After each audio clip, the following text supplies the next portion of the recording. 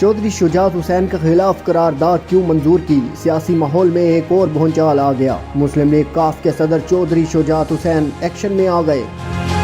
Party کے اہم رہنما کو جماعت سے فارغ کر دیا۔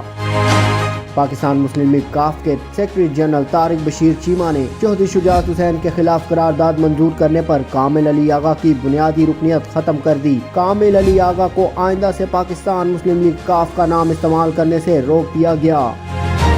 خط کے متن کے مطابق کامل علی آغا سے 28 جولائی 2022 کو مسلم لیگ کاف ہاؤس میں ہونے والے ایک اجلاس پر وضاحت مانگی گئی، جس کے بعد 4 اگست کو ایک اور نوٹس جاری کیا گیا۔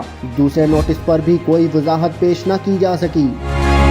خط میں کہا گیا کہ چودھری شجاعت حسین کے بارے میں قرارداد منظور کر کے کامل علی آغا نے پارٹی کی ساکھ کو نقصان پہنچایا، جس پر ان کی بنیادی رکنیت ختم کی جاتی ہے۔ خط میں مزید کہا گیا کہ کامل علی آغا نے سینٹ سمیت پارٹی رکنیت کی وجہ سے جو عہدے حاصل کیے انہیں کالعدم قرار دیا جاتا ہے۔ فیصلے کی کاپی الیکشن کمیشن کو بھجوا دی گئی۔